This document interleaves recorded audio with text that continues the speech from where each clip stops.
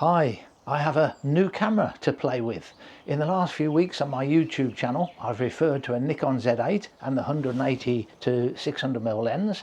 Am I thinking of swapping over from my OM camera to Nikon? No, that's not the idea. But if you're a serious bird photographer, you must from time to time be thinking, what do the other brands have to offer? What am I missing out of? What features have they got that I might want? And in particular these days, how good is the autofocus for birds in flight on the other brands? Well, I've got the opportunity to find out. Now, I would say after a few weeks into this, I've already come across one feature on the Z8 that is missing. And it's a very important feature to me. Canon have this feature, Sony have it, OM cameras, my Lumix G9 Mark II, which is another Micro Four Third, they all have it, and Nikon have elected not to have it. And it really puts me off. I'm not sure that I want to keep a camera that doesn't have this feature. On the other hand, the Nikon Z8 does have a feature that is absolutely outstanding, and it really leaves my OM camera behind. It's just not competing with it, and it's such an important feature for me that I'm not sure I can cope without the Nikon Z8. So this is not going to be a full review of the Nikon Z8. There's other people done that on YouTube many times, and they're better qualified than I am to do it because they might be Nikon users to start with. I'm just going to compare the two systems, point out any advantages that the Z8 has over the Olympus and disadvantages too. Now, we've got to start off by talking about the size and the weight, because for Micro Four Third users that's very important. Most people swap to Micro Four Thirds because they want a lighter system. Well, as you can see, there's not much in it size wise. Much the same length. The body on the Z8 is much chunkier, but the same length. Weight wise, there's 400 grams difference. Now I've rounded these figures up so that I can remember them, but the OM camera with the 150 to 400mm lens is 2,400 grams, and the Nikon Z8 with the 180 to 600mm lens is 2,800 grams. Does that 400 grams make any difference? Yes, it does. Every time I pick the Z8 up, I'm aware it's heavier, and when it's on my shoulder and I'm walking along with it, I can feel the extra weight difference. It's noticeable. Let's look at some of the features. Now, very quickly after I started to use the Z8, I noticed one feature that I really did appreciate. It's the power up speed. From when you switch the camera on or when you come out of sleep mode, it's almost instant.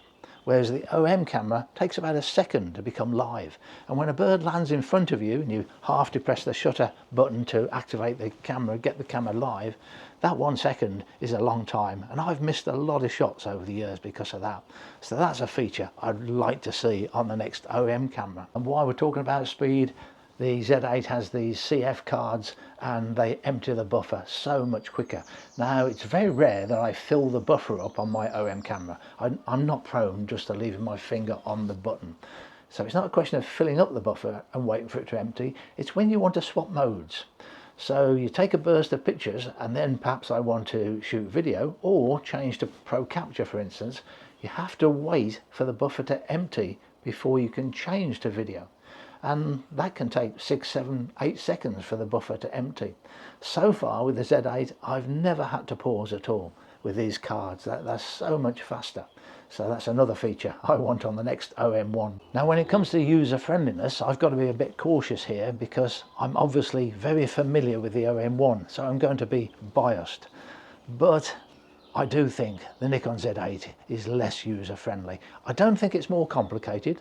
All modern cameras are very complex today. The OM1 is fully customizable. You can change all the buttons and the dials that you want to change. So they're both difficult, but I do think the OM1 is friendlier. I'll just show you a little clip that I filmed earlier. Now, very early on, when I first started going through the menus, I set the image quality to RAW. I only want to shoot RAW, so that's what I did. A couple of hours later, I came back to the image quality setting and it was grayed out. And I was a bit puzzled as to why. I'm used to things being grayed out, that's quite common, but RAW settings seems quite high up the hierarchy. I can't imagine what there is above that that's going to grey out the RAW setting. Now on the OM camera, this would be a very simple thing, because if a menu is greyed out, it tells you why it's greyed out, and you can go to that other setting to change it, and it's then no longer greyed out. The Z8 doesn't tell you anything. Well, it does give an error message of some sort, but it's meaningless. So I was really stuck with this.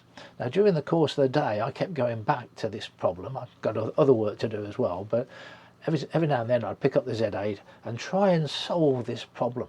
And I got to the end of the day and I was about to do a factory reset when suddenly I stumbled on the issue and solved it. It was no longer greyed out. I just didn't know what I'd done. So I had to use my memory and go back the last couple of settings I'd just been messing about with to see what I'd done. And luckily I dropped onto it. I changed the frames per second from 20 frames per second to 30. Now the camera will only shoot RAW up to 20 frames per second. So by changing it to 30, it changed the RAW to JPEG and wouldn't let me change it back. Now I'd expect it would be the 30 frames per second that would be greyed out because I'm set to RAW, but no, it lets you change it. So it changes it to JPEG and takes quite a bit of working out to find out why. There is actually an upside to this, there always is. Takes you a bit of getting your head around this one, but at some point during the day I'd put pre-capture to on, and when I looked through the viewfinder nothing was happening. There was no indicator that pre-capture was working. A few seconds thought and I got the idea, oh yes, it's got to be JPEG for pre-capture, won't do RAW in pre-capture. So I changed it to JPEG, then I got an indicator in the viewfinder pre-capture was working. But I left pre-capture on. I then changed back to RAW, I still could at that point, and just carried on and left pre-capture on. So now what can happen is, if you want pre-capture, all you've got to do is change the frames per second from 20 to 30. That will automatically change the RAW to JPEG, and since I've got pre-capture left permanently on, that now comes into operation. So it does make quite a quick way of starting up pre-capture. Whether that's been designed deliberately, I don't know. It's almost as quick as doing it in the OM camera, where I just go from C2 to C3 and I've got Pro Capture.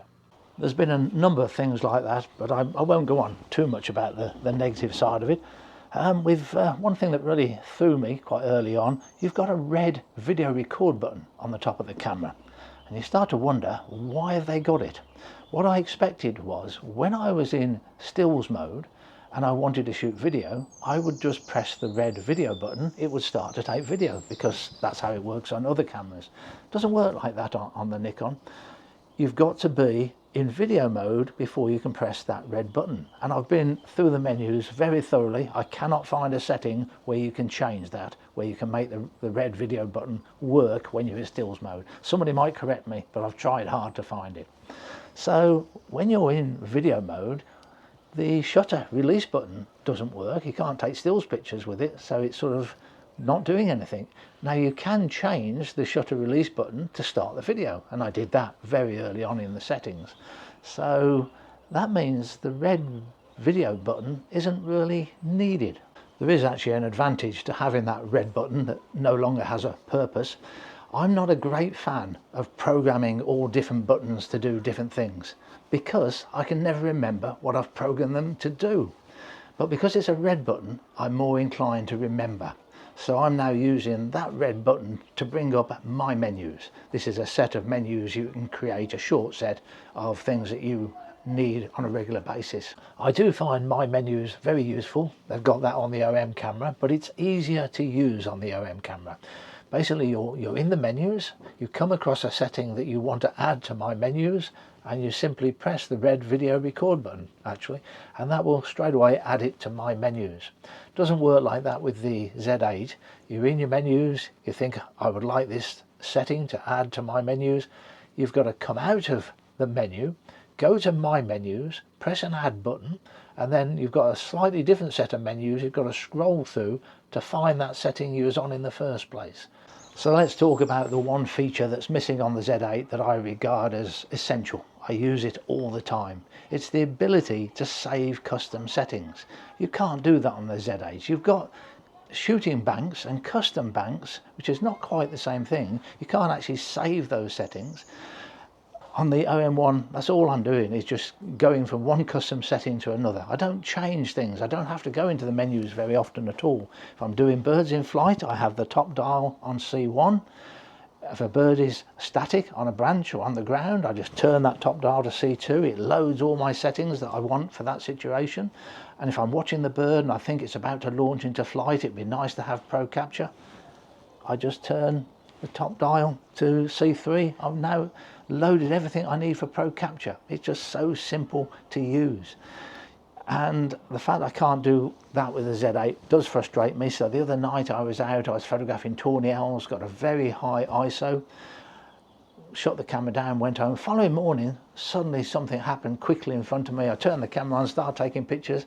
I've still got that high ISO set because it can't save the settings. Whereas this, as I switch the camera on, whatever I got it set up to last time is irrelevant. It loads the settings that I've saved. I'm so used to doing that. I've been doing it for so many years. I'm really struggling with the Z8 because of it.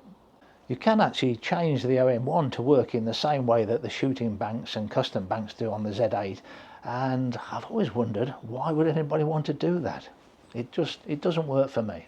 But the feature on the Z8 that I feel I can't really live without is the speed of autofocus in video mode. It's in a totally different league to the OM1 or the Lumix G9 Mark II, and it's not something you have to test. You can see it instantly. As soon as you first focus on something while you're in video mode, you can see it snapping in and focusing on it and tracking it.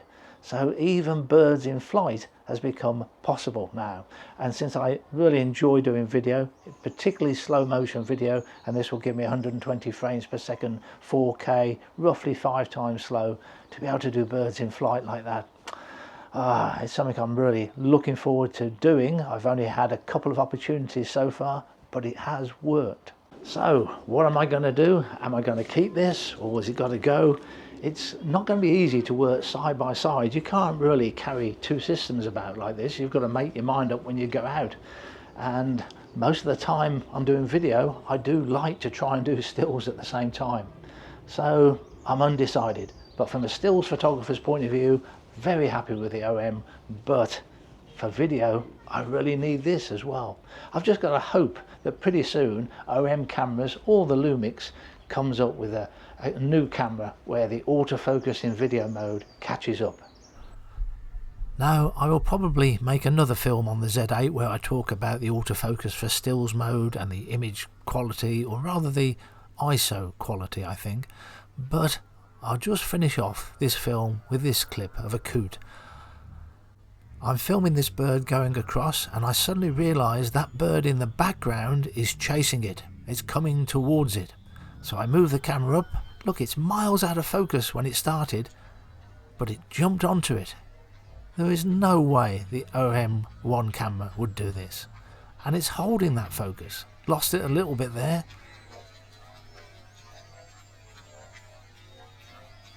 And the operator's losing it a bit there too. But that was the first clip I took with the autofocus in video mode of a fast moving subject. And I was very excited when I looked at it afterwards. I've done a few more since, but not that many. But I say I'll try and put another film together and illustrate it further. Thanks for watching.